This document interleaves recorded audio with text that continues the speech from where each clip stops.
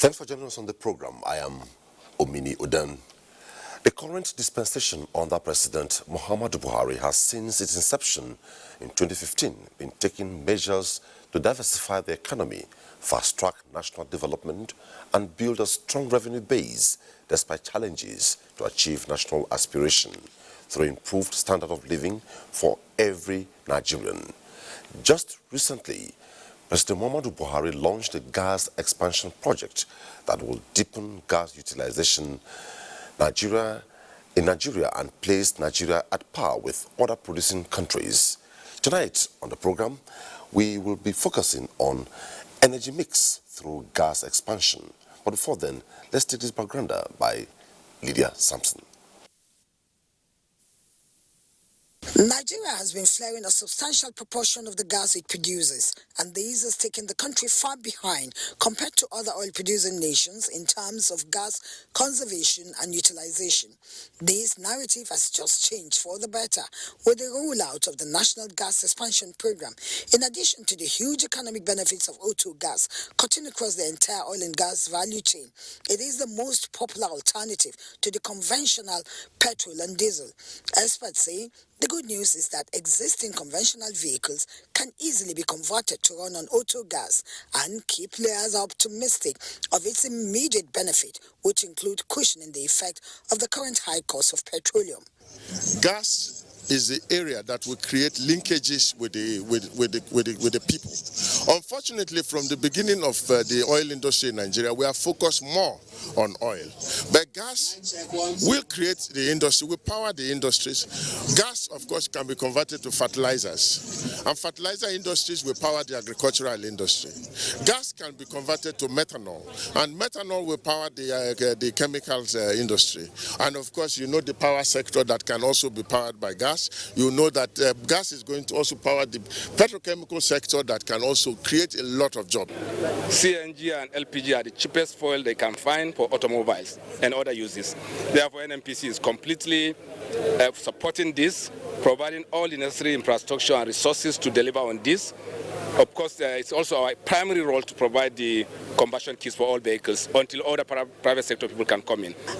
Alternative fuel is going to be available for all Nigerians. The President has said it. The Minister of State has already mentioned it. All this will happen if DPR grant license, and that is enabling business. And that license comes with condition. And those conditions, that is what we use to ensure that those licenses are run in accordance with the law of the nation, and that's regulation. The gas expansion program is expected to open wide many windows of investment and employment, followed by private sector participation, which will be harnessed for maximal economic growth. A cross-section of critical stakeholders applaud the initiative by government. The marketing staff, the technician doing the conversion, which direct employment may be more than 10%, but based on 10% at 1 million per annum, automatically guarantee employment, direct employment to 10 million Nigerians. Thank you very much. We will have to migrate from what we are doing to the new one. That is to say, we convert from the old system to the new system. As you are aware, we have trucks and vehicles spread across the country, and we use a lot of diesel, PMS and other petroleum products. The launching of this bio gas, is a step in the right direction, and it has come at the right time. The rollout of the auto gas is said to have kick-started not just a new era in Nigeria's oil and gas sector, but a revolution that will empower millions through job creation. In Abuja, Lydia Sampson. Energy mix through gas expansion is the focus of the program tonight, and that backgrounder sets the tone for the takeoff of the program. Along the program, our phone lines will be open, and if I talk to you, please turn down the volume of the television set. Also, you can be part of the conversation tonight through our Twitter handle at Tuesday Live NTA. We also have a couple of reports dotting the landscape of the country, all in keeping faith with the conversation tonight. My team of guests tonight, I will have Ajuri Ngalale, Senior Special Assistant to the President on Public Affairs. Good to have you on Tuesday Live. Always a privilege to be here. Thank you. Also tonight we have Engineer Emeka Okosa, Managing Director, CEO, All Self. Welcome to the program. Very much. I'm glad to be here. Okay. Also joining us tonight we have Aminu Abdul Kadri, former IPMAN President, BOT Chairman IPMAN, Patron Indigenous Gas Traders Association, Engason. Good to see you on the program tonight.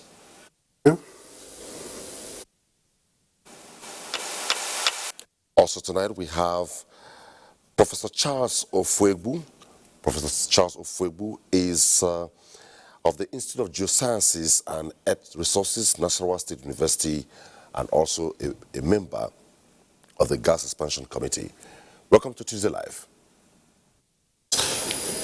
Just a point of correction, I'm not a member of the Gas Expansion Committee, rather Anambra State Oil and Gas Development Committee, technical chairman. Observation, thanks for working for the program. Welcome. Also tonight we have joining us in our Port Harcourt Network Center, if he's ready, is Kentebe Ibiarido, Environmental Rights Action Friends of the Earth. He's joining us via Zoom. Ready? I hope you can hear me.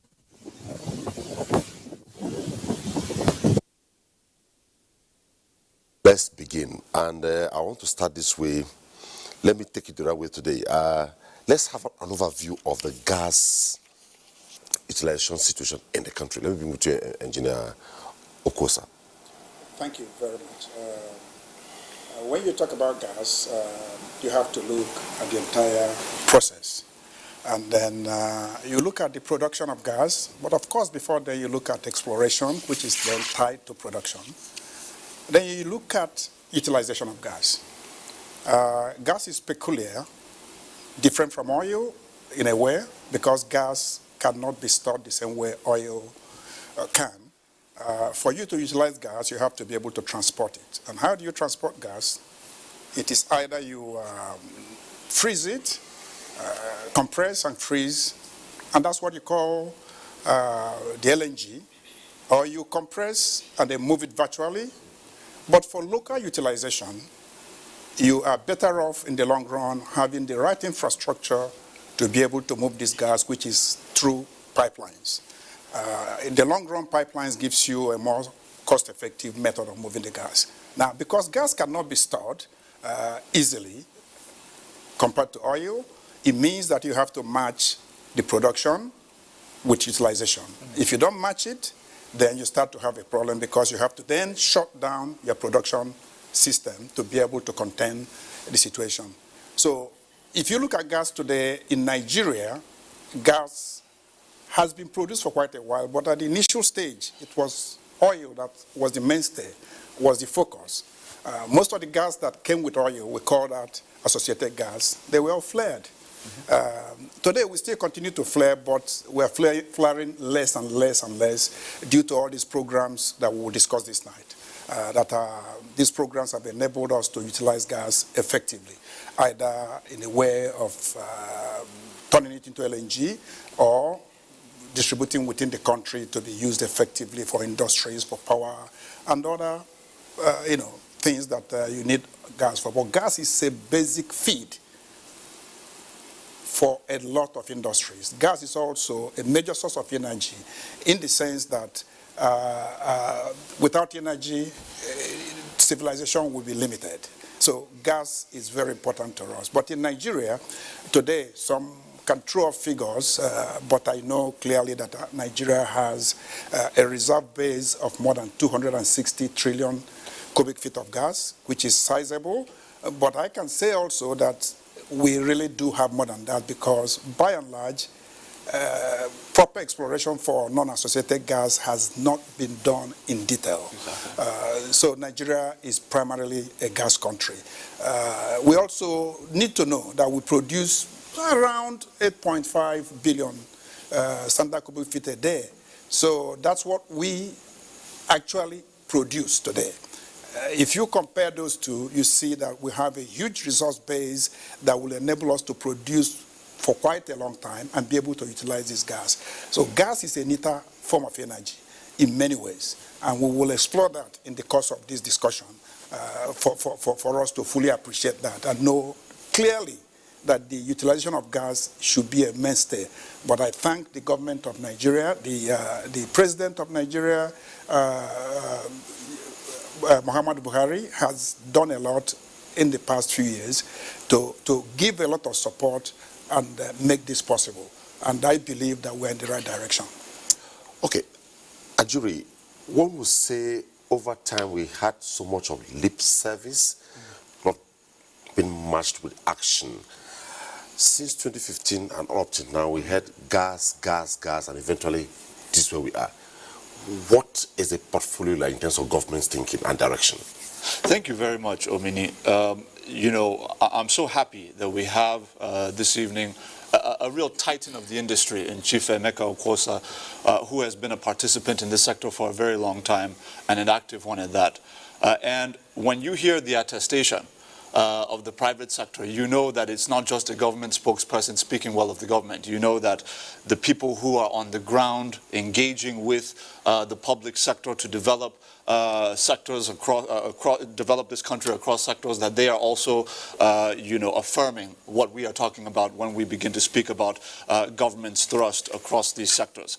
But to your point, to your question, when you look at the totality of the energy sector, the oil and gas sector in this country, and what has occurred over the last 5+ years under the leadership of President Muhammadu Buhari, it has been nothing less than transformative. And I want to be very precise in what we're talking about. If you look at the fact that everything that has been done has been synergized in a way that deals with the oil and gas sector, not as just a product to be exploited and distributed or as a revenue earner, but as an entire ecosystem.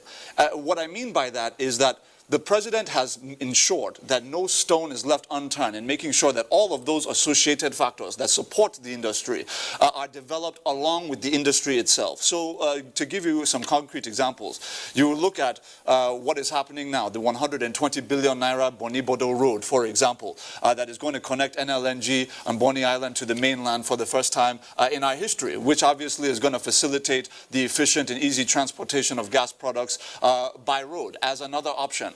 In addition to that, we have seen an unprecedented level of investment in gas pipeline infrastructure. Specifically now, you look at the Obiafu, the Obricom, Obiafu, Oben, OB3 gas pipeline that the president has pumped a lot of investment into. That is getting ready to be completed, we believe, by next year. That's obviously going to be a very critical point of energy distribution for us, gas distribution for us. Then, in addition to that, understanding that in the western part of the country, you have so much industry, where you have, you know, the major power stations such as obviously several different power stations across the west that we have to power with the gas. The president now said, look, we have to double the distribution capacity from what it has been, which is the ELPS system, Escravos to Lagos gas pipeline. Initially carried about 1.1 billion standard cubic feet per day in gas. Done in 1990. We had not done anything to expand capacity of gas distribution from the Niger Delta to the southwest. This president ensured that we have essentially dualized that. We've doubled the capacity with ELPS2 system that is under construction. That is essentially going to allow us to move up to 2.2 billion standard cubic feet per day in gas. In addition to that, we all know about, and of course, Chief Okosa is no stranger to this project, the Ajeokuta to Kaduna to Kano gas pipeline, 614 kilometers. And that's very critical because obviously that is going to really allow for a total triangulation of the gas distribution network in such a way that all corridors of the country will now have access to sufficient amounts of gas in such a way that we can begin to power industries like petrochemicals, pharmaceuticals, textiles, which we know was a mainstay of our economy in the 1980s. We're going to be able to bring these to life in addition to, of course, opening up new power stations along the Ajeokuta to Kaduna to Kano gas pipeline, set. So if you look at all of that, the roads, the pipelines, and then, of course, the issue of production capacity. It was under this administration, under the leadership of this president, that we're now able to expand NLNG into Train 7, where we have now concluded FID, of course. That's going to take us from about 2.2 billion standard cubic feet per day up to about 3 billion standard cubic feet per day, which is extremely important, because with that, we're going to add about a third of our current capacity to the current total. And that's going to be really significant when we're talking about utilizing all of the new gas distribution networks that this administration, under the leadership of the president, is very actively constructing. And the last point I'll just make as we continue the conversation is the president is using the gas sector as a real pivot point for the future of the Nigerian economy. And what I mean by that is, it's one thing to maximize domestic utilization of the gas resource. It's another thing, however, to be able to create international export markets through the opportunities that will be presented by the AKK once it's completed. We'll be able to extend that up through the Sahara with the Trans-Saharan gas pipeline up to North Africa, and we're going to be able to have new streams of revenue, not just domestically but internationally, because of the very critical fundamental work, foundational work that President Muhammadu Buhari and his administration are putting in place. Okay, quite robust there. Let's go to Professor Ofwebu. Professor Ofwebu, is wanting to jumpstart the implementables. How best can this be implemented for the understanding of everybody involved? There is need to have a drive towards making Nigerians to appreciate the importance of gas, utilization of gas. Nigerians have become so used to having vehicles. For example, let me use the most common one. The most common one, the vehicles we drive. We're so used to using the petrol, as we commonly call it, diesel, and what have you. And at the end of the day, we need to get people to realize that that's not the best to do. We have to also get people to appreciate how cheap in the long run, how better in the long run it is to fill up a tank with gas, with compressed natural gas, and then and the longer the distance you can cover with at a cheaper cost at the end of the day. We also have to let people know that today, petrol, as we call it, may be subsidized. It's not going to continue to be subsidized forever. It will get to a point when we have to be made to pay the real cost. And the real cost we may be forced to pay when we begin to price things in the right exchange rate of the dollar, may end up being as much as 300 naira, 400 naira a liter. And when that happens, people have to now realize that you should fall back to gas. And we need to also let people realize too that the environment must protect our environment. And the best way to protect the environment again is to go over to gas. Cooking gas, I agree in first instance it may be a bit difficult, it's a bit expensive, but once it gets going, it becomes just the best for the country. Both cooking, driving, the industry will be driven better. The multiplier effect of gas utilization far outpaces the multiplier effect of our normal petrol, or as we call it, or crude oil or whatever. Most countries are now moving away from crude. Time will come when UK, for example, is saying that in the next couple of years are investing now to say we no longer want to have anything called petrol because it's polluting the environment, it's cutting short the life for people, it's also damaging the economy rather than growing the economy. So we must, as a country, begin to move at pace with others. Qatar, for example, decided to sort of step down its measure of OPEC because it's no longer interested in petrol, it's more interested in developing its gas reserves. This country has the 9th largest gas reserves in the world. But we're not utilizing it. We have been flaring it. If ever you go to the Niger Delta and you see the damage caused by flaring, go and live by one of those gas flaring points. You can't sleep at night. Put a basin of water, pure white basin of water. Keep it outside. Wake up in the morning and see the color you see there. The water turns yellow, turns different color. Look at the skin of the people. Look at the ecosystem. Look at the aquatic life and the damages caused by gas flaring. When this same gas we are flaring can be turned around and utilized, what was the problem? The tax at the stage, you say, let's introduce tax companies that are flaring gas. Okay, we introduced it, but how much was it coming to? The tax was so low that companies will afford to pay it, just write it off and then continue flaring. So they just kept flaring. So, but now what we're saying is, with the new bid system that has gone on, Companies are now bidded for blocks, like you bid for oil blocks, this time for gas flaring facilities. And then what we need to do now is to supervise them, encourage them, support them, provide them the enabling environment to turn around this gas that was being flared before to become useful within the economy. And I think by and large, Nigerians have to be educated because people are already used to a particular, to get them back to know that their vehicles can be converted to gas, the cooking stoves, even kekes can be converted. Instead of running on petrol, they can now run on gas. Then even for cooking, even for lighting, and so on. But we need to begin now to educate our people and let them know, or else we may have all these grand ideas, but the people will tell you, Nigerians are very difficult to change. The man will tell you, I don't understand what you're saying. Old systems, old beliefs are difficult to change, but we can still get there. But we need to do that. Take a listen to what Abdul Kadri will be saying to us. Abdul Kadri, a lot of Nigerians are just looking at it for now. Some understand it, some don't understand it. You're a key player on the value chain. Are you ready to tag along? I think the Prof and other speakers have spoken exhaustively on the need for Nigerians to focus more on gas than petrol. That is a reality. In the NIPCO PLC, for instance, we have been venturing into gas since 2008, and I know we are the first group also to introduce compressed natural gas in Nigeria, precisely in Benin, and we have lots of workshops there where we have been converting vehicles from petrol into usage of compressed natural gas, and I think it pays a lot. For those of our customers in that axis, they know that using petrol, per liter, you cover about 9 miles, but while using the compressed natural gas, you cover about 18.5 or 18.7 kilometers precisely.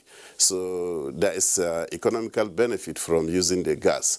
And frankly speaking, most of our trucks today, we have converted them into gas because the benefit economically is tremendous. And I will say that the president have done a lot by investing more into gas than petrol, because that is the future of the world itself. It's not about petrol. Petrol is true, like Prof have said earlier on, it's an old-fashioned. It's no longer fashionable, and it degrades our environment. The gas, of course, is much more environmentally friendly. We all know this, and it's cheaper. And we don't need to import it. It's there in abundance. So I believe that the constituency I represent, that is oil and gas, I believe that we have since seen that benefit in gas, and now with the huge investment that government is putting into gas sector, I think it's going to transform our industry in this country, especially the AKK pipeline that is coming up from Ajaokuta to Kaduna and Kano. That will definitely transform our industry in that particular trough. And I believe for now, we have seen sensitized Nigerians on the usage of LPG for cooking, and that has tremendously reduced the frustration in this country. So I believe with much more emphasis on that, Nigeria will benefit more than using kerosene and firewood. These are things that Nigeria should have migrated over since without wasting too much time, because it has impacted negatively on our environment. So I believe most of these companies now, everybody's moving from petrol to gas, and with that, I believe we are going to get a better environment with much more socio-economic activities in the country, because with the gas, just take 10% of our own 10% of the economy of the gas, once you multiply it, you can imagine how many people will benefit from this kind of activities as compared to petrol. You know, in petrol is the exploration is so colossal, and the value chain itself is so clumsy that sometimes if they tell you how much money is being used for importation, it's mind-boggling. So I believe the current president have done the best for the nation, and I pray that Nigerians will embrace, as the prof says, that we need to educate our people. I think people have since been sensitized on that, but we need to do more so that people understand that we need to migrate from the olden days to the reality, and that is the bottom line. Thank you.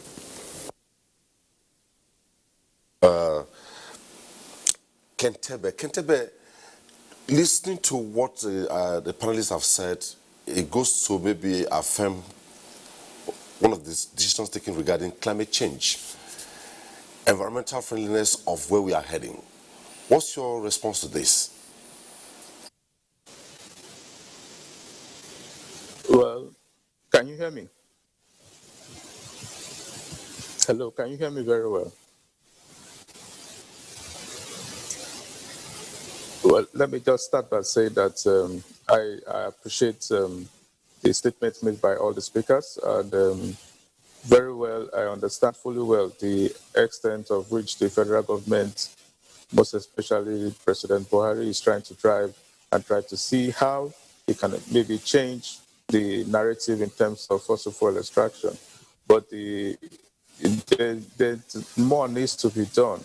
More needs to be done in the sense that while we try to concentrate more on gas exploration, it's also important that the government looks at alternative sources of renewable energy, like the sun and other sources of energies that are non-destructive and that are renewable and can be used over and over a period of time. Whether we like it or not, the world is coming to a stage where gas exploration and also fossil fuel extraction will stop. Like it is commonly said that the Stone Age did not end because of the lack of stones. So will the gas stage also end. Not because there will be no more gas and oil, but it will still be in a system, but at what cost will it be? If we look at very well within the Nigerian economy, we relied so much on fossil fuels and trying to diversify to gas. It's showing that there's an atom of commitment, but we don't know, or we don't see that as a clear-cut understanding or a clear-cut straight drive towards reducing gas emissions in the country, which is a major factor of climate change.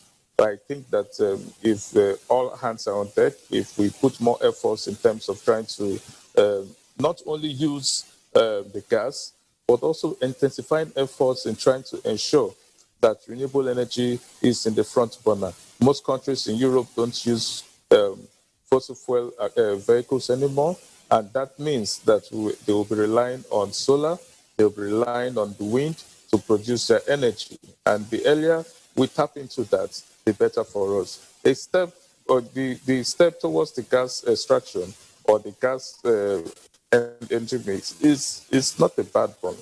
But I think we should look further than that. We should tap into what the countries of other countries of the world are doing and try to mix ourselves in that mix. Thank you. With this, we have a couple of reports. Let's take a break, take some of the reports, then we'll continue with the conversation. A lot of things have been said, and we'll follow on from there. What connection is AKK having with this? How well will this work? What is the job employability of this project? And to what extent, too, will it help government to look inwards into what the environmentalist from Port Harcourt has said? So we'll begin with the first report from Lagos. Gas is a close substitute for other fuels in electricity generation, a complement to crude oil in revenue earning, a feedstock for fertilizer, and petrochemical industries, and more environmentally friendly than crude. However, natural gas in Nigeria over the years has not been fully harnessed for economic gains, as more than 324 billion cubic feet of gas, equivalent to $1 billion in revenue, which could as well generate 3,000 megawatts of electricity daily, was fled in 2017.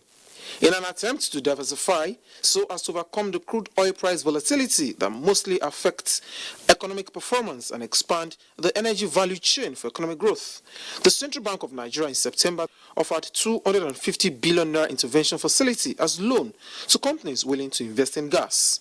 By January this year, it became evident to Mr. President, who is a substantive Minister of Petroleum Resources, that we simply can't continue running the hydrocarbon industry the way we've been running for the last 70 years. As the ninth largest gas reserves country in the world, with over 188 trillion cubic feet of gas, which are exported as LNG, Nigeria now stands a better chance of reaping more of economic benefits and creation of jobs with the federal government initiative for petrol vehicles to run on LPG. With the right mindset which is available now and the right team, we can make it fly in the use of gas as an alternative, either LPG, CNG or LNG. These are gas that we have locally and they don't need to be imported. It is expected that the various gas expansion policies of the government will drive the needed economic and social benefits. Now to Kaduna. Petrol, cooking gas, and firewood are essential energy sources that are critical to the sustenance of businesses and households in Nigeria. On the other hand, the use of these commodities is often responsible for environmental degradation occasioned by deforestation and environmental pollution that are inimical to healthy living and at times result to loss of lives and property in extreme cases. The United Nations is worried. They say by 2030, all countries of the world should have reliable electricity for all their citizens. And overwhelming component of that should be from renewables. And all countries of the world should aim to adopt energy efficiency. With energy efficiency, what you can do with 1 megawatt, you'll be able to do it with half a megawatt. Of course, Nigeria has gone very far in renewable energy. Very far, because first of all, you will recall that more than 5 years ago, Nigeria has been distributing fuel wood efficient cook stoves. There is also the solarization process. There is also the popularization of the use of solar power. The recent conceptualization and kickstart of the Ajaokuta-Kaduna to Kano pipeline by federal government is a step to address the energy requirement for domestic, small and medium-scale businesses, as well as industries in the north and beyond. It's commendable now that we are linking the gas pipeline now to the north, because that would be the key to drive industry. The plan by federal government to also provide over 25 million households with solar power is to further encourage utilization of renewable energy and make positive impact on businesses and mitigate impact on the environment. In response to this, therefore, 2.5 solar megawatt plants was also flagged off for communities of Rigachikun, Barakallahu, Malalin Gabas, and Hai Naiya, all in Kaduna metropolis. Our next stop is Owerri, Imo State. Alternative source of energy remains a catalyst for economic advancement of any country. Such alternatives like solar, hydropower, modular refinery, among others, are undoubtedly bridging the gap in the nation's needs. Going by the challenges of power generation, which is affecting the growth and development of medium and small-scale enterprises, and government desire to support that sector, the present administration has continued to intensify efforts towards expansion of energy sector. The deregulation of the downstream sector, which many have commended, resulted in the establishment of modern refineries, as it has opened up the market and created an alternative for energy consumers. The opening up of modular refineries, which hitherto were not available. For the federal government of Nigeria to say that they're going to allow people to open up modular refineries, it has a lot of advantages. If you have that alternative energy supply, you can be able to get power supply at any point in time you need it. With energy, a very large floodgate of prosperity shall be opened up to Nigeria and even our neighbors. While the achievement recorded in energy expansion has resulted in boosting industrialization, as most companies are now adopting the new alternatives, mainly solar, respondents are of the view that such alternative as biomass, which resources are mainly crops, need to be fully harnessed. We can have experts who can help us develop the main source of energy, converting main to electric energy. We can have experts that can do that. We have vast area of land basin in the north. We can generate electricity through the bioenergy. I speak to you. Senator Hope Uzodinma is training 1,000 Imolites on solar paneling, solar design, and solar maintenance. And we are doing this to see how we shift from the regular EEDC problems. The last on this belt is from Makodi. The energy crisis, which has characterized the country for generations, has largely been responsible for the growing rate of poverty by subsequently paralyzing industrial and commercial activities across the country. However, businesses are now experiencing some respite as the present administration is putting massive investment into different sources of energy to boost electricity supply and develop the local economy. One of such interventions is the installation of this solar hybrid power plant that generates 8.25 megawatts of electricity daily for the immediate community. Situated within the Federal University of Agriculture, Makurdi, the plant has been generating constant power supply for the households and small businesses in the university community for the past 6 months. From the inception of the construction up until now that the plant is running, the economic base of the immediate community has improved drastically. A lot of youth of this community and the business community benefited so much. The newly installed hybrid power plant has also reduced the load of power supply in the area, having been separated from the rest and now experiencing its independent power source, a development which some small business owners around the installation now claim to be enjoying improvement in electricity supply from the national grid. It's very bad. I can come and water my minerals and I can sell now. But before, we have to wait for some weeks, some days before we see light. But now, we thank God that the light is better now. Life is very important to my business. It's very important. It's well now, past before. Economic growth crucially depends on the long-term availability of energy from sources that are affordable, accessible, and environmentally friendly. Those are reports in sustaining the conversation tonight, and quickly let me return back to Emeka Okosa. Now, you're the driver of the AKK project, and from the reports, virtually everybody had a say regarding AKK. Of what significance AKK to all this vision? Thank you very much. And where are we with AKK? I will give you the detailed information. But before I start with AKK, I lay some foundation. Oil Serve as a company, we've been operating since 1995.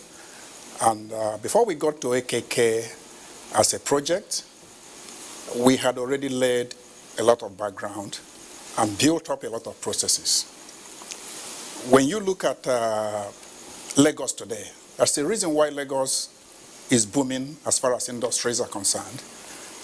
The main reason is the availability of gas in Lagos. Because of the ELPS that was built in 1990. Gas was made available to Lagos, and then there was a franchise given to GasLink, which commenced activities about 2000. You may wish to know that over a period of about 12 years, we built entire gas distribution systems existing in Lagos for GasLink, which took that franchise from Nigerian Gas Company, which is a subsidiary of NNPC.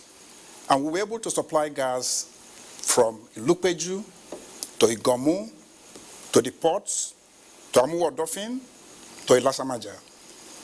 And you can see a major difference, because gas means clearly having the energy where you need it and where you need it. Now, the previous speaker mentioned about the impact of ELPS. ELPS has been looped now, and we have a second loop on ELPS that is able to give a total of 2.2 billion SCOF a day landed in Lagos. And that has made it possible to bridge the gap and be able to feed some of the gas-fired power plants that have been built in the past 10, 15 years. Now, we also built the pipeline that we are actually commissioning as we speak, the OB3 pipeline, which is the Oben pipeline. And this is the largest pipeline existing in Nigeria today. All these are owned by NNPC.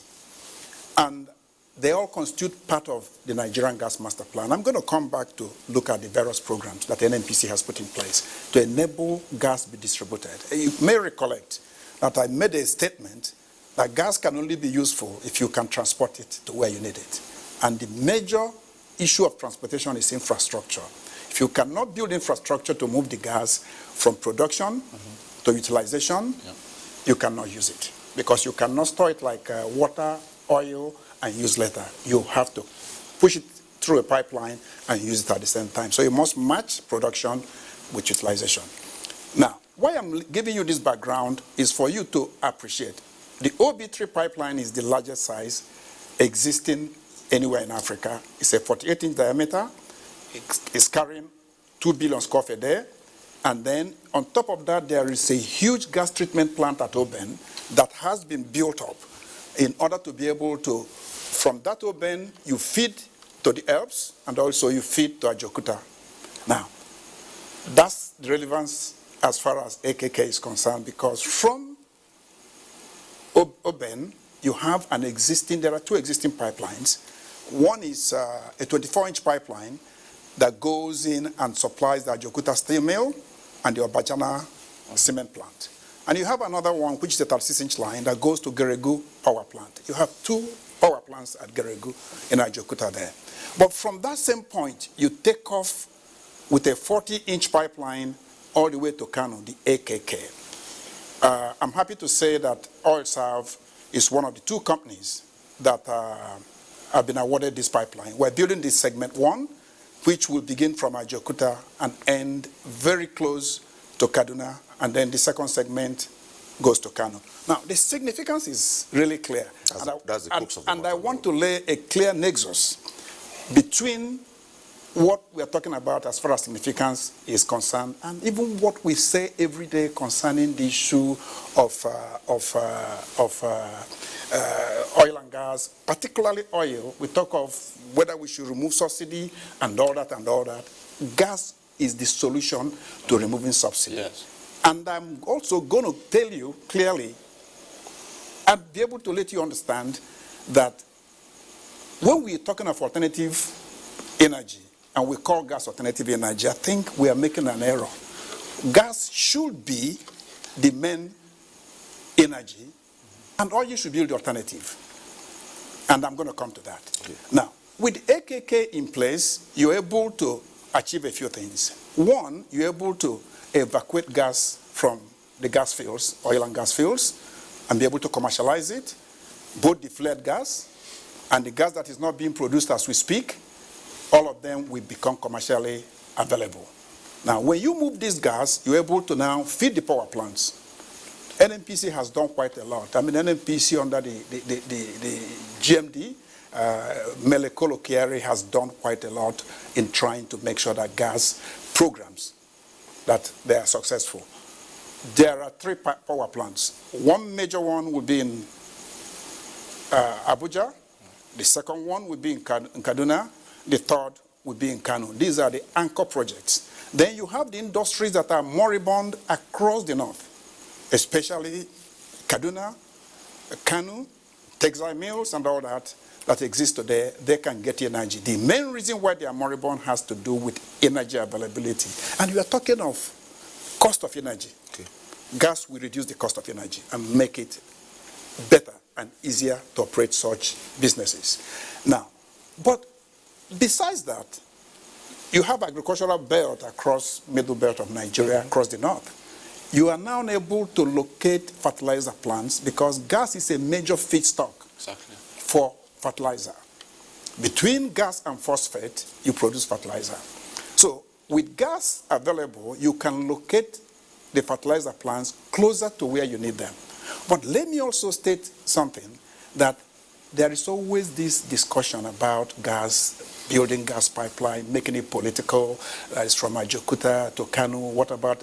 This is part of the entire gas master plan. The gas master plan actually means that both the OB3 pipeline, the ELS pipeline, the AKK, there's also Obibo, actually from QIT, Kwaibo terminal of Exxon, to Obibo. From Obibo, you go through Umuahia, Enugu to feed Ajaokuta. That is the next phase, and that is already being planned and put in place by NNPC. What I believe strongly is NNPC is working towards raising the funds for this. That is what makes up the south to north pipeline. So AKK is only a part of that, and that has to be understood and put in perspective. By opening the QIT to Ajaokuta through Umuahia, Obibo, Umuahia, Enugu, you're able also to open up all the stranded fields in the Anambra Basin. There is a lot of gas there that can be pushed into these pipelines so that you can boost the pressure at the Ajaokuta end and be able to give more gas that will get into Kano. So that is it. But before I go, if you don't mind, the next news I want to give you concerning the subsidy is this. Nigeria has no business today still burning wood, still burning kerosene. Kerosene should be meant, it's actually meant to fly airplanes. Kerosene should not be burnt the way we are burning it. What will solve that problem is the availability of gas. The National Gas Expansion Program that was just recently launched by the President will make a lot of difference, because when you're able to use LPG, use CNG, either for running vehicles or powering your industries, and then the LPG for cooking and all that, you are able to reduce the pressure on petrol and diesel. Now, ask yourself a question. Why is it that it's been very difficult for quite a while to have LPG go across border in Nigeria and be utilized as it should be? You talk of production, you talk of utilization. Production, Nigerian productive capacity for LPG is huge. NLNG produces a lot of LPG. When the refineries are up and moving, they provide also a lot of LPG. The problem is we have to make it clear that we need to encourage everybody in the villages to be able, let them be able to use LPG. So the distribution system has to be improved, but the most important is the cooking system. If you have a single point cooking system that is meant very cheap for the person in the village and encourages that person to actually be able to burn LPG, then you are now helping to avoid the use of firewood and kerosene. Okay, that's where we should actually subsidize. Let me hold you there, Chief. It's quite huge there. Now, Ngrele, from what Engineer Emeka Okwosa has said, I imagine what it will look like if all the moribund industry, like you said, in Kano and other places, tap into this and they come on stream. What will it look like in terms of job creation? I mean, well, you know, to that point, you know, most of us who've been assessing not just the current economic situation in the country, but also the economic history of the country might recall that in the 1980s, the textile industry was the second largest employer of labor in this entire country after the civil service. And I think when you look at the opportunities that exist, not just in Kano, but across the region, you would know there's no shortage of opportunities in terms of massive job creation as a result of the energy source being provided by the AKK pipeline. But, you know, I just want to key into something that I think is very, very important. Briefly. When we talk about LPG, because he touched on that, within the NGEP scheme, the gas expansion program, you also have a very precise project that I touched on a little bit last week, which is that we are going to be empowering 10 entrepreneurs in every local government area of the Federation to be able to equip them with all of the tools required, both financial and material, to be able to fabricate and manufacture cooking sets. These are burners, these are, you know, cylinders, massive. We're talking of millions of new cylinders that we're going to be injecting into that sector for accessibility for the rural communities, as Chief mentioned. And that's very, very strategic, because obviously when you're talking about ramping up supply, you have to ensure that there's a demand and a market that's set. With that noted, I think it's also very important that as we look at this, we also take cognizance of the fact that look at Oloroshogo Power Station, Omotosho Power Station, Egbin Power Station. These are all Western power stations, and they have seen a massive uptick in terms of gas to power as a result of the expansionist projects in the gas sector by Mr. President. I think furthermore, if you're looking at how you're going to offtake, Chief mentioned the 3 power plants in Abuja, Kaduna, and Kano. We're talking about 1,350 megawatts for 2 of them. I believe one of them is about 700 megawatts. And you total that together, that's over 3,500 megawatts of new power. And already, so we're not just looking at building the pipeline system, we're already factoring in those industries that will offtake. And then some people have raised the question. I pay close attention to what people say in terms of making sure that when they criticize government policy or projects, they understand the nuances of project delivery. Some people have said, how will government pay back whatever resources they're taking out to finance the AKK project, for example? It must be understood that there are 2 major sources, and I'm sure Chief can even go deeper on this, is when you build the pipeline, first of all, they have to pay for the energy that they're going to be consuming, the gas that they're going to be consuming, they're off-taking. Then secondly, you have what we call transportation charges. You are per unit. So whoever is off-taking has to pay the transportation charge for the company that's operating the pipelines that are being built. So my point here is that we're not just looking at the delivery system. We're not just looking at at enhancing the market and the demand. We're also ensuring that the revenue generation mechanism is going to be thoroughly in place before we even get to the point of, by the time we get to the point of concluding the project, so that there's not a lag period between the time it's constructed and the time we will already have off-takers on that particular project. So these are all very, very important to note. Okay, thank you so much. Let's go to Professor Ofebu. Looking at this, one we want to ask specifically energy mix through gas expansion. Before I go to Abdul Kadri for the auto gas specifically, could we look at the critical ingredients involved and how best it could be followed to optimally? Well, I think whichever way we look at it, we must adopt an energy mix, because this country is endowed with a lot of energy resources, wind, sun, because of like up north here, half of the year, greater part of the year, we have sun, we have a lot of sunlight. Then we have also wind up north, even by the coast we also have. Then, of course, remember, we also have a lot of crude oil. We cannot but accept the fact. We're not going to throw all that away. What we need to do is to optimally maximize the mix between all these sources of energy. Knowing that, sooner or later, there was a time it was projected that before we know it, fossil fuel will be a thing of the past. We'll get to a point when we may not even have it. But then we must maximize it. But the reason everybody talks about gas and sing gas today in the world, globally now, is that we're worried about the environment. We're worried about the damage to the environment. We're worried about the life of the children, both unborn and those that are born and growing up. It's affecting their mental capacity, it's affecting their development, and all this gas, to a large extent, is more friendly. But then, most importantly too, gas guarantees employment.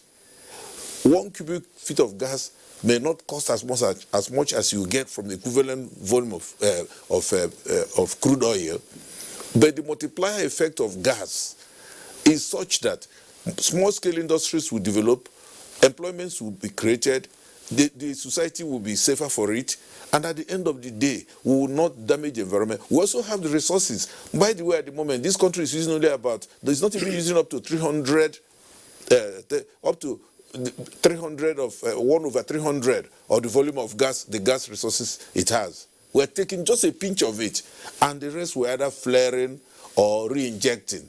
So all we're saying, let us now begin to move along with the way the world is going. We should get to a point when, one, we create the necessary employment. We need to create the enabling environment for training. We begin to train the trainers. What we need now is to train trainers. Because for this thing to penetrate, we're talking about gas cylinders in the local governments and so on. We need a fundraise. We should begin to train people, have a small-scale fundraise all over the place. If you go to India, visit India, all nook and corner, everywhere, you see them that are fabricating one thing or the other. We need to get people trained to do that so that they will in turn extend their knowledge to others. Two, we should also realize that the cylinders we're using today in our homes are not necessarily the right cylinders to use.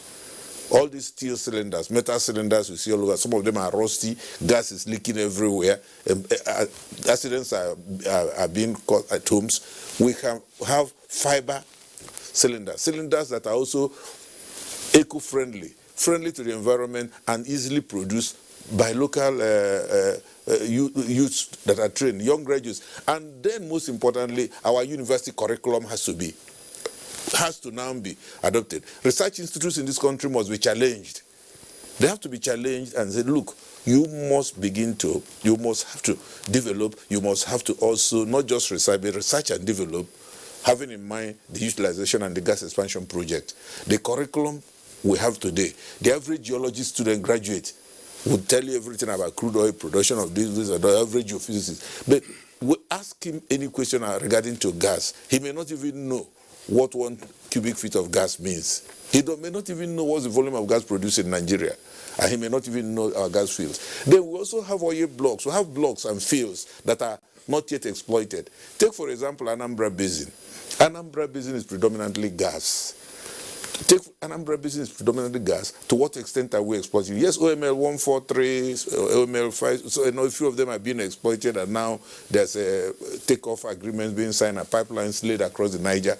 But we don't talk. We have to begin to look towards the Kogi, towards the Agolo area, the 281, 291, which Orient Petroleum is managing. A lot of gas is lying waste there, and if maybe there's a problem with funding, the government should find a way of encouraging such companies to come online and come on stream. By so doing, you can take away the pressure from other parts of the country. Because at the moment, Anambra State, Imo State, Anambra State in the southeast, I think accounts for most of the commercial activity or industrial activity. Go to Nnewi, a lot of the factories, most of them are folded up. Why? Because there's no energy. But if we can make it easier for them to access energy, we can also have the so-called virtual pipelines and make sure they have the necessary energy to drive the economy, massive employment in the area, reduction in crime, and at the same time, at the end of the day, the society and the country is better for it. But please, what I'm saying, let's go back. NUC, the National Universities Commission, must be involved. We should begin to look at the curriculum, because if we don't now, the colleges or the Council on Technical Colleges, colleges must also be involved. Let's look at our curriculum and make sure that we've accommodated it, because we cannot depend on others to train the so-called trainers we are talking about. Abdul Kadri, in specific terms, I heard you talk about the fact that before now you've been running a gas plant that even converts into autogas. In specific terms, a lot of persons are doubting the workability of the autogas initiative. Can you talk briefly about it, the conversion, and how does it work? Before I get into that, I want to also make my opinion known that we cannot completely abandon the fossil oil, that's the crude oil, because a lot of investment has been made there, and some of us also have made colossal investments in the oil and gas. I would like to take advantage of this time and make an appeal to Gas Expansion Program Committee that they should look at the entire system of distribution of gas effectively in such a way that it will benefit the entire nation. If you look at the entire independent petrol marketing scheme in Nigeria, today, even if it is just 2,000 retail outlets, they take from the independent petroleum marketers and put on LPG skid across nooks and crannies of this country. I think it's going to create a lot of employment, value chain along the line, and I believe most of these youths that are unemployed, there is no LPG plant that will not employ at least 2 graduates and 10 other artisans. So we should not be unmindful with all these kind of situations. As we are talking about a huge investment on the AKK, Ajakuta, Kaduna, Kano, we should also look at the small-scaled investments, so that these are going to be called like short time, because it will impact positively on the youths. Having said that, the conversion you are talking about, it has been on for the past 9 years now in Benin, Edo State precisely. And we are doing those conversions on both trucks and vehicles. Particularly the taxi drivers in Edo and other small businessmen who use their pickups and what have you have been benefiting from this exercise tremendously, because as I said earlier on, there's about 60% advantage over petrol pricing. So I think it is something that government should look at it and promote it more, particularly in terms of regulators. I want to congratulate the Honorable Minister of Petroleum, who has been pushing so hard for the regulators to relax their process. I believe that has been working, but he needs to do more, so that, as I said earlier on, maybe directors of DPR across the nooks and across the country needs to be directed to choose retail outlets that are fit to engage in the LPG sales. I think that will go a long way in the real distribution, because this, for you to talk about deforestation or afforestation, you must have the distribution chain line effectively. And for the only easiest way you can do, because you cannot say today that you are going to ask people to develop a new gas plant all over the country, but those retail outlets with enough space should be able to at least put a small LPG plant there. If you put 2 LPG plant per local government across the country, you can imagine what it will impact to the society. So I think this is all I have to say about the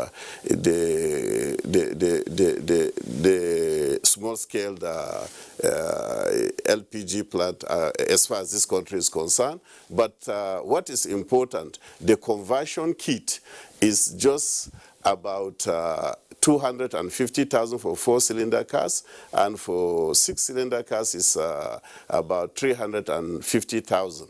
So I think it's affordable, and looking at the long-term benefit of it. Before I allow Galale respond, let's take our first caller tonight, Lisa. Lisa is calling in from Gombe. Hello, Lisa. Good evening. Good evening. I greet everyone in the studio. Well done for your good job. Thank you very much. Go ahead, please. To contribute this evening regarding to the topic you people are treating this evening.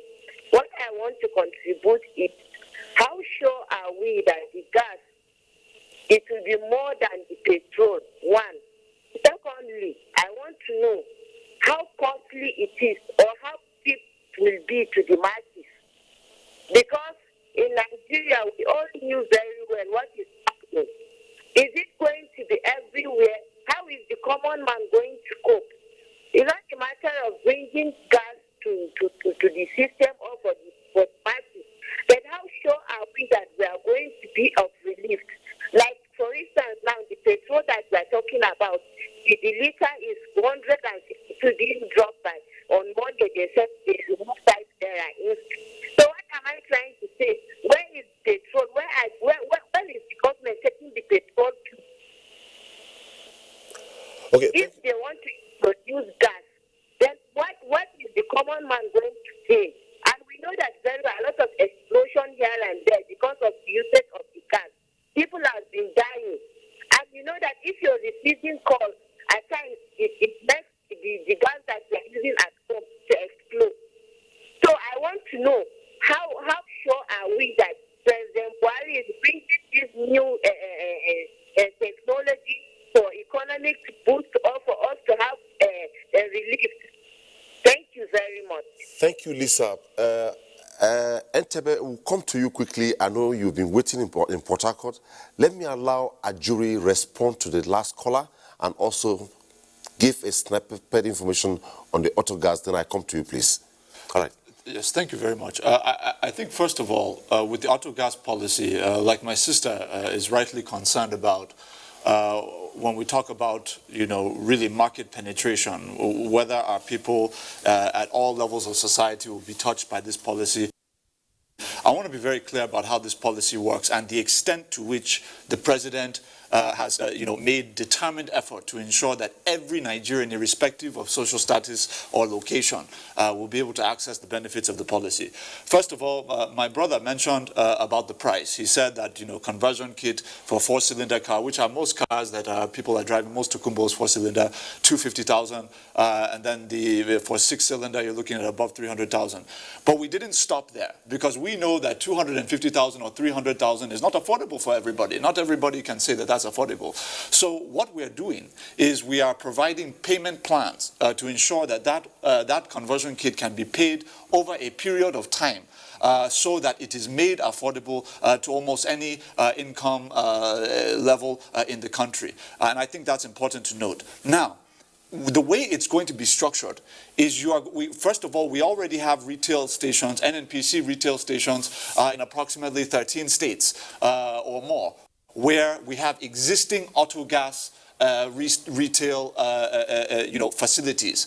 So what we're going to do is we're going to expand the existing facilities within those states. Of course, you have like Kogi, Kwara, Oyo, Ogun, Rivers, Delta, Bayelsa, and there are some other states, Kano, that already have the facilities. So we're going to start with the expansion of those existing facilities, and then we are going to quickly ramp up to ensure that every NNPC retail station in this country, everywhere in this country, will eventually have auto gas, will be outfitted with auto gas retail facilities. Now, that addresses in large part the issue of demand, the issue of supply. Now the issue is about demand, making sure that our people are able to effectively convert. So what we are now doing with a great deal of urgency, because we know that the international oil price is ticking up, particularly with the expected policies coming from the new United States government under President-elect Joe Biden. It's expected that some of those policies are going to impact on an increase on the international oil price, which will be good for Nigeria's revenues, but will also mean a higher price at the pump. So what we have to do, and we're doing it with urgency, is to ensure that this auto gas solution is driven with urgency. What do I mean by that? Within the next 90 days, we're going to be putting together the training and employment of 500,000 Nigerian engineers who are going to be manning about 50 conversion centers, mass conversion centers nationwide, so that not only will the kits be made available, the first 1 million will be made available for free, as we have stated on multiple fora. The first 1 million kits will be given for free to our people. And then beyond that, of course, we will have these payment plans so anybody who wants to access it can access it. So you're going to have the 50 conversion centers across the country, 500,000 Nigerian engineers immediately employed to man those conversion centers. But then we're also not stopping there, because my brother also mentioned the issue of LPG, and this is very, very critical. It's one thing to attach, like we are doing with the NGEP scheme, attaching 10 entrepreneurs in every local government area of the Federation to foundries to fabricate and manufacture cylinders and cookers and burners and all of that. But it's another thing to have the LPG in the country as evidence of the reform efforts of this president and this administration. We were just a few years ago consuming about 50,000 tons of LPG. Right now, as we go into the first quarter of next year, NLNG will be bringing in about 450,000 tons. That is the extent to which we have been able to increase domestic utilization of LPG and other sources of energy. And we're going to work very hard that by the end of 2021, our people would have seen not just the 1 million free conversions to autogas, which again cuts the energy cost at the pump by 50% compared to PMS. That is going to have major impact, not just on the economy, but on the pocketbooks of ordinary citizens across this country. Okay, thank you so much. Let's quickly take this caller from Lagos. Francis. Hello, Francis. Oh, it looks we lost that call. Well, let's go to Kentebe. Kentebe, I kept you waiting for long. Looking at the fears you expressed, already the report we took from Lagos, Kaduna, Owerri, Makurdi addressed that in terms of renewable energy. But if all this works, if there's a total deployment gamut of the entire thing, what would be your estimation in terms of environmental friendliness in Nigeria, if all this works put together? Well, first and foremost, I think that if it works, it's going to create a new employment energy mix for Nigerians. But if you look at it, definitely, you will get to understand that the type of investment government is doing in the gas can also be used in the renewable energy sector, where you have a huge vast land in the north with a lot of sun, and that sun can produce a lot of energy for all the factories that are already marrow-bound in the northern part of the country. That is going to produce more jobs for the local team, for the local community people. That is going to also strengthen the capacity of local communities to have energy grids within local communities. That alone reduces conflict. That alone reduces the dependence on fossil fuel, and also that also improves the well-being of our environment. It does not destroy the environment, but we're only tapping back from nature what nature is giving to us. And as much as we appreciate all of this energy mix and the gas expansion, like my brother from the special advisor to the president has spoken, I really think that while so much effort is being made in doing that, we should also put it at the back of our mind that the world is fast moving away from fossil. That is very important. And the earlier we try to tie into renewable energy and also try to move at the same speed that other countries are moving, just as they're trying to move at that same speed, looking at the increments in or the change in policies, and also of that of the president of America, and that will also increase our oil produce and also the oil price. That is fine. But at the same time, what does it say about the environment? What does it say about climate change? Does it conflict with Nigeria's statement on climate change? Does it also affect the fact that we are not in tangent with our agreement on climate change? First of all, we have to understand that whatever we are doing, it must be into cognizance that the environment is our life, first and foremost, and we must look for a way to save it at every cost possible. Whether we like it or not, no matter the type of investment we do in the energy mix, no matter the type of investment we do on the gas expansion project, it is also important. You are building some substations in the north, in the central, everywhere. Why can't we just diversify a little bit and also build renewable energy hubs? Let's also build. Also, for instance, he said that some youth will be trained, about 500,000 of them or so, on the gases. That is beautiful. but also look at it from the fact that if we have renewable energy gadgets scattered or littered all over the country, that reduces pollution, that reduces the risks of dangers like the caller from Gombe said. And again, are we really ready as a country? Are we, as the citizens of Nigeria, ready to embrace this LPG and the gas that we're talking about? Let's not forget that we are very vulnerable when it comes to risk management. We are also not very, very good at trying to maintain what we have seen. For instance, in the oil and gas sector, what type of damages have we been seeing? Have we been able to maintain our gas pipelines? Have we been able to clean up the pollution when it happens? When there is a disaster occurring in terms of the gas, what would be our response? I remember some years ago in River State, in a total oil field, there was a gas eruption, and people from that actually had to flee. I went there personally, and I saw that the entire ground was in tremors. Then I knew the danger of gas. Then I knew that if we are not careful with what we are doing in gas, we are already putting the Niger Delta and most of the parts of Nigeria on a gas lead, where at any point in time, a little bit of spark, and that is it. So I don't want us to think that the gas expansion is the total solution to our energy in Nigeria, in as much as we're looking at it as a reduction in dependence on crude oil, on fuel for our vehicles, fuel for our generators, and all of that. We must also think about it on the other way part. Are we ready in terms of trying to change? Is the government sincere in terms of trying to ensure that there is energy for all in the nearest future? A lot of issues raised, a couple of tweets have come in, but quickly, let's take a break. When we come back, we'll take some reports, then we'll address the tweets and go on with the conversation. Stay with us. Thanks so much for staying tuned to the program. Well, one of those challenges, we had a technical hitch, and we're back here, full studio. Quickly, we have to continue with the reports. We'll take just 2 tweets and take closing remarks before the end of the program. One of the tweets here from Chimezere says, with the rate of insecurity in Nigeria, what is the guarantee that gas pipelines will not become a tool of mass destruction in the hands of terrorists?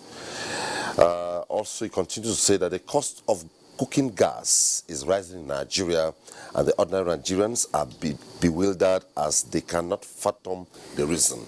The excuse for petrol price fluctuation is blamed on importation. What is the explanation for the rise in the price of cooking gas? Chris Simeon says, is Nigeria capable of handling the auto gas? Do we have the necessary facilities in place? How many Nigerians would be capable in terms of finance to convert their vehicles to auto gas? Quickly, well, without specifically going to specific, let me begin with Chief Emeka Okozo. Safeguards and the way forward. Thank you very much. Safeguards. Let's all be clear. Gas, just like you have oil, is governed and under a regime of international regulations and standards. So whenever you are installing any gas facility, there are clear-cut, understandable standards that must be followed. We know also that issues on oil and gas is being driven across the country by NNPC.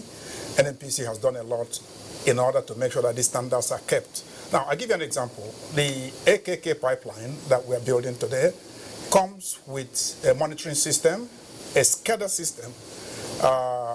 Today, a lot of things have been automated.